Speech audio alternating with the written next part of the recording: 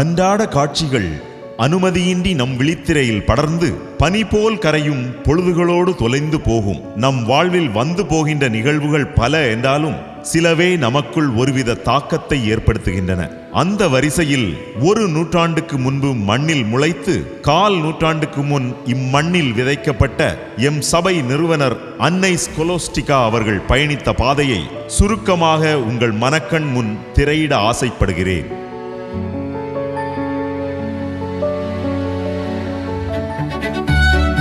எழில் நிறை குமரியின் செழுமைசேர் பட்டரி விலையில் செல்வச் செழிப்பு மிக்க குடும்பத்தில் திரு சவரிமுத்து திரு சவரியாயி பெற்றோருக்கு 4வது மகளாக 15/10/1917 அன்று பிறந்தார் அன்னை ஸ்கொலோஸ்டிகா. அன்னையுடன் பிறந்தவர்கள் 6 சகோதரிகள். அதில் 2 அருட்கன்னியர்கள்.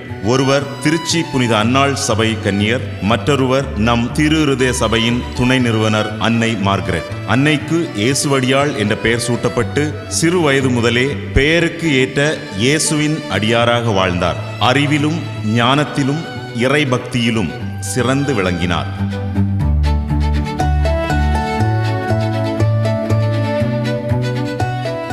ஐந்தாம் வகுப்பு படித்துக் கொண்டிருந்த அன்னை ஸ்கொலோஸ்டிகா தன் பெற்றோருடன் வழக்கம்போல் வருடத்திற்கு ஒருமுறை செல்லும் திருப்பயணம் மேற்கொள்கிறார். செல்லும் வழியில் ஆசாரிப்பள்ளம் ஊரில் உள்ள ஆலயத்தில் செபிக்கச் செல்கிறார். அங்கே மேலை நாட்டைச் சேர்ந்த அருட்சகோதரி வெள்ளை உடுப்பு அணிந்து பீட அலங்காரம் செய்து கொண்டிருக்கிறார். அந்த அருட்சகோதரியின் அழகிய தோற்றமும் வெள்ளை உடுப்பும் இயேசுவடியாள் மனதை கவர்ந்தன. தம் தாயிடம் இவர் யார் என்று கேட்கிறார். இவர் ஒரு அருட்சகோதரி, இறைவனுக்காக தன்னை அர்ப்பணித்தவர் என்று அவர் விவரிக்க, சிறுமியான இயேசுவடியாள், நானும் அருட்சகோதரியானால் இவரைப் போல் வெள்ளையுடை உடுத்தலாமா, வெள்ளையாக மாறலாமா என்று கேட்கிறார். ஆம் என்ற அவரது தாயின் பதிலின் மறுகணமே அன்னையின் மனதில் தேவ அழைத்தல் விதை ஊன்றப்படுகிறது. பள்ளி படிப்பை தொடர்ந்து அன்னை ஸ்கொலோஸ்டிகா இறைவனுக்காக வாழ முனைந்து 21/11/1936 அன்று புனித அகஸ்தினார் சபையில் அடியெடுத்து வைக்கிறார். அகஸ்தினார் சபையின் பயிற்சிகளும் பணிகளும் அவரை வெகுவாக கவர்ந்தன.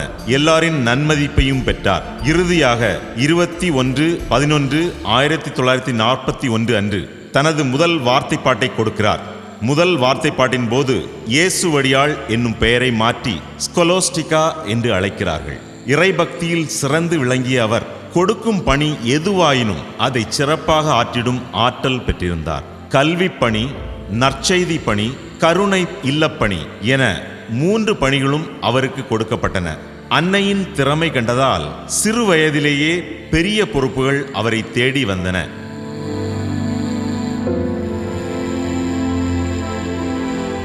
அன்னை மலர்ந்து மனம் வீசிய அகஸ்தினார் சபையில் புயல் மெல்ல உருவெடுக்கிறது. இந்திய தேசத்தின் அடிமைத்தனத்திற்கு பிரியாவிடை தந்து விடுதலை காற்றை சுவாசிக்க அனுமதி கிடைத்த 1947ஆம் ஆண்டு அது. இந்திய சுதந்திரத்திற்கு பின் ஆங்கிலேயர்கள் சொந்த தேசத்திற்கு விடைபெறுகிறார்கள். அகஸ்தினார் சபையின் தலைவியிடமிருந்து புதிய தகவல் ஒன்று வருகிறது. புதியதாக இந்திய நாட்டைச் சேர்ந்தவர்களை சபையில் எடுப்பதில்லை என்றும், இப்பொழுது சபையில் இருக்கும் இந்திய நாட்டைச் சேர்ந்த அருட்சகோதரிகள் காலம் முழுவதும் துணை சகோதரிகளாக இருக்க வேண்டும் என்றும், அல்லாதவர்கள் வேறு சபைக்கோ வீட்டிற்கோ செல்லலாம் என்றும் அந்த கடிதம் சொல்கிறது.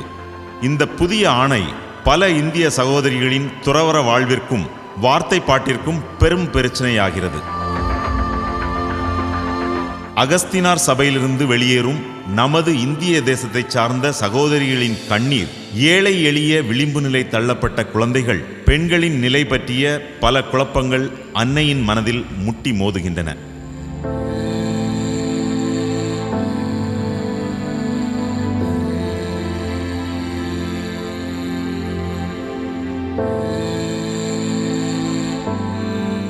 அகஸ்தினார் சபை சகோதரிகளுக்கு தியானம் நடைபெற்றது. அன்னை ஸ்கொலோஸ்டிகாவும் அதில் பங்கு கொள்கிறார். கண்ணீர் ததும்பிய கண்களோடு நிற்கும் விருப்ப நிலை சகோதரிகளின் எதிர்காலம் என்னவாகும்? வெளிநாட்டு சகோதரிகள் தம் சொந்த நாட்டுக்கு திரும்பினால் அவர்களின் அரவணைப்பில் இருக்கும் ஆதரவற்ற குழந்தைகள், கைவிடப்பட்ட முதியவர்களின் நிலை என்னவாகும் போன்ற வினாக்கள் அன்னையின் மனக்கண் முன் நிழலாடுகிறது. அடுத்த நாள் உருக்கமாக ஜெபிக்கிறார். தியானத்தின் 4ஆம் நாள் திருப்பலியில் நற்கருணை வாங்கிய பின் அன்னையின் மனதிற்குள் ஒரு குரல் கேட்கின்றது. இவர்களுக்காக நீ ஒரு புதிய சபையை தொடங்கினால் என்ன என்பதுதான் அந்த கேள்வி. அன்று முதல் அன்னையின் மனதிற்குள் அந்த கேள்வி மீண்டும் மீண்டுமாக ஒலித்து கொண்டே இருந்தது.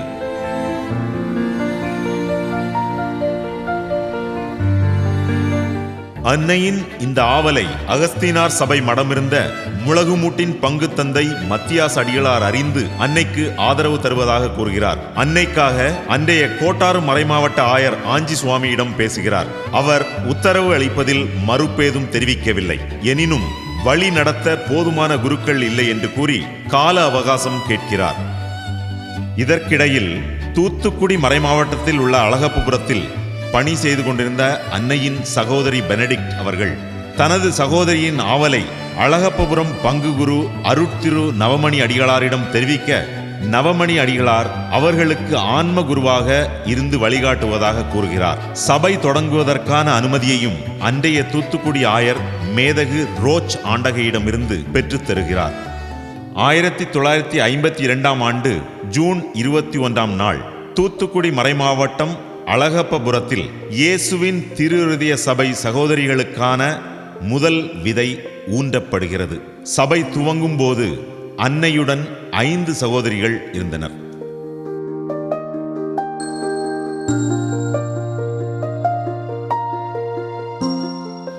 விதை ஊன்றப்பட்ட அடுத்த வருடமே மேதகு ஆயர் ரோச் ஓய்வு பெறுகிறார்.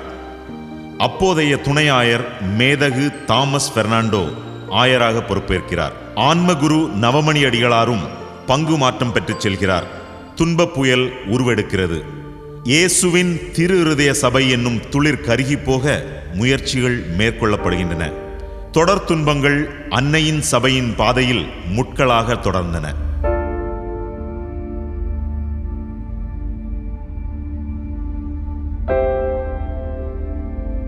அன்னை ஸ்கொலோஸ்டிகாவின் குடும்பத்தார் நவமணி அடிகளாருக்கு யூபிலி விழா கொண்டாடும் போது வருகை தந்திருந்த அன்னையின் உறவினரான கோட்டாறு மறைமாவட்டத்தைச் சேர்ந்த குருசடி பங்கு தந்தை அந்தோணிமுத்து அடிகளாரிடம் நவமணி அடிகளார், நீங்கள் இந்த சகோதரிகளுக்கு உதவலாமே என்று கேட்க, அருட்தந்தை அந்தோணிமுத்து அடிகளார் அன்றைய கோட்டாறு ஆயர் ஆஞ்சி சுவாமியிடம் அனுமதி பெற்று குருசடியில் இல்லம் துவங்க வழிகாட்டுகிறார். இவ்வாறாக 15 ஆண்டுகளுக்கு பின் 29/10/1967 அன்று கோட்டாறு மறைமாவட்டம் குருசடியில் சகோதரிகள் கால் தடம் பதிக்கிறார்கள். புதிய இடத்தில் தடம் பதித்த உற்சாகத்தில் சகோதரிகளின் பணி அங்கே ஆரம்பமாகிறது. அன்னையின் கனவாம் கருணை இல்லமும் அங்கே நிறுவப்படுகிறது.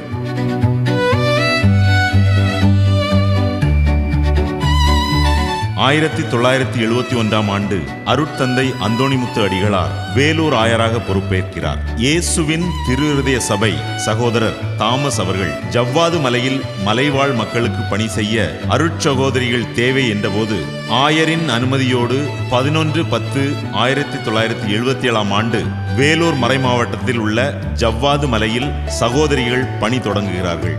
பக்த இயக்கமாக இருந்த எம் சபை ஆயர் அந்தோணிமுத்து அடிகளார் காலத்தில் மறைமாவட்ட சபையாக மாறுவதற்கான முயற்சிகள் மேற்கொள்ளப்படுகிறது. நாளொரு மேனியும் பொழுதொரு வண்ணமுமாக சபை வளர ஆரம்பிக்கிறது. அவரை தொடர்ந்து வந்த ஆயர் மைக்கேல் அகஸ்டின் அடிகளார் காலத்தில் எம் சபை வேலூர் மறைமாவட்ட சபையாக மாறுவதற்கான பணிகள் துரிதப்படுத்தப்படுகின்றன. 1992 ஆண்டு அதற்கான ஆணையும் பெறப்பட்டது. மறைமாவட்ட சபைக்கான ஆணை கிடைக்கும்போது அன்னை ஸ்கொலாஸ்டிகா நோய்வாய்ப்பட்டு படுக்கையில் இருந்தார். ஆணை பிறப்பிக்கப்பட்ட செய்தியை அறிந்து உளம் மகிழ்ந்து இறைவனை துதித்தார். ஆணை கிடைக்கும்போது ஆயர் மைக்கேல் அகஸ்டின் புதுவை கடலூர் உயர் மாவட்ட பேராயராக பொறுப்பேற்கிறார். அவரை தொடர்ந்து வேலூரின் ஆயராக பொறுப்பேற்ற நமது பாசத்திற்குரிய மேதகு ஆயர் ஏஎம் சின்னப்பா ஆண்டகை மறை மாவட்ட சபைக்கான ஆணையை 11/2/1994 அன்று வாசித்து வழங்கினார். இந்த நாளில் அன்னையின் ஆன்மா விண்ணக பேரின்பத்தில் மகிழ்ந்திருந்தது.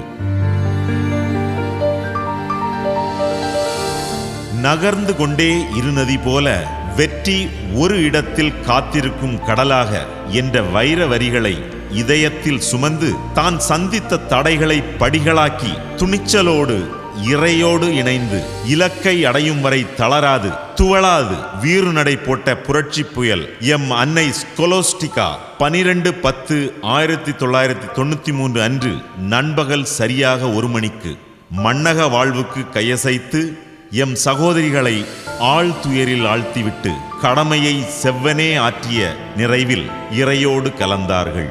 அன்னை இறந்த அந்த நிமிடத்திலிருந்து 10 நிமிடங்கள் பலத்த புயல் காற்று, அதைத் தொடர்ந்து கனத்த மழை பெய்தது. அன்னையின் இறுதி ஊர்வலம் தொடங்கும் வரை மழை ஓயவில்லை. அன்னையின் பிரிவிற்கு இயற்கையும் இரங்கல் செய்தி தந்ததை அடக்க நிகழ்வில் கலந்து கொண்ட அத்தனை பேரும் உணர்ந்தார்கள். அன்னையின் புனிதத்தன்மை கண்டு வியர்ந்தார்கள். தாயை பிரிந்த சேயாய் எம் சகோதரிகள், கருணையில்ல குழந்தைகள் என அத்தனை பேருமே உறைந்து போனார்கள். அன்னை செல்வச் செழிப்பு மிக்க குடும்பத்தில் பிறந்தவராயினும் அவரது எளிய வாழ்வு, தோற்றம், இனிய பேச்சு, அணுகுமுறை ஏழைகளின் வாழ்வோடு தன்னை ஐக்கியமாக்கியது யாவும் அசாதாரணமானவை.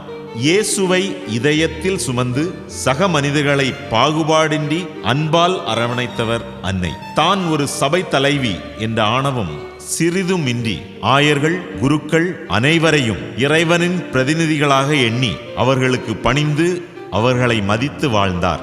அன்னையின் செபவாழ்வு எடுத்துக்காட்டானது.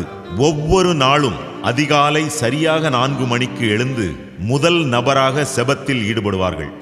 எப்பொழுதும் முழந்தால் படியிட்டே செபிப்பார்கள். காவல் மணி தவறாமல் செபித்து எப்பொழுதும் இறைவனோடு இணைந்திருந்தார்கள். அவர்களது இறை ஒன்றிப்பு அசாத்தியமானது. தொடர்ந்து அசையாமல் கடவுளோடு ஒன்றித்திருந்தார்கள். அன்னை சகோதரிகளிடம் மிகுந்த அன்பு கொண்டிருந்தார். அனைவரையும் அன்பால் அரவணைத்து மன்னித்து மறந்து வாழ்ந்தார்கள். சகோதரிகளை தாயி என்று பாசமாக மரியாதையோடு அழைப்பார்கள். உடனிருக்கும் சகோதரிகளின் தேவையை தன் தேவையாக உணர்ந்து வாழ்ந்தார்கள். யாரிடமும் மன வருத்தத்தோடு அன்னை ஒரு நாளும் தூங்கச் சென்றதில்லை. யார் என்ன சிறிய உதவி செய்தாலும் நன்றி சொல்ல ஒருபோதும் தவறியதில்லை. இலக்கு மக்களை தன் வாழ்வின் மையமாக்கி அவர்கள் வாழ்வு பெற தன்னை கரைத்தார்கள். ஆசிரிய பணி செய்தபோதும் பள்ளி முடிந்தவுடன் மாலை வேளையில் நற்செய்தியை மக்களுக்கு வழங்க வீடுகளை நோக்கி விரைவார்கள். அன்னையின் நற்செய்தி பணியால் திருமுழுக்கு பெற்றோர் ஏராளம். கருணையில்ல குழந்தைகளை தான் பெற்ற சொந்த பிள்ளைகளாக தாய் பாசத்துடன் பேணி வளர்த்தார்கள். அன்னையோடு வாழ்ந்தவர்கள், அன்னையின் வாழ்வை பார்த்தவர்கள் அவர்களை ஒரு புனிதையாகவே கருதினார்கள்.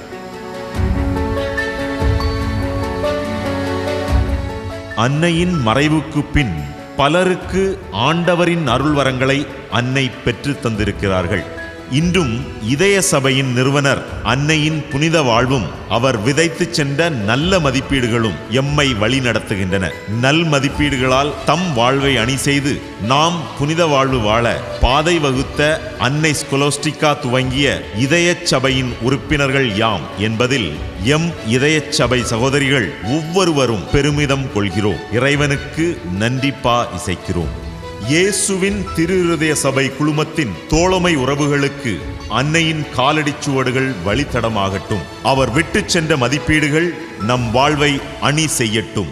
இயேசுவின் இதய அன்பு அவனியெங்கும் பரவட்டும். புனிதராய் வாழ்வோம் என வாழ்த்துகிறோம்.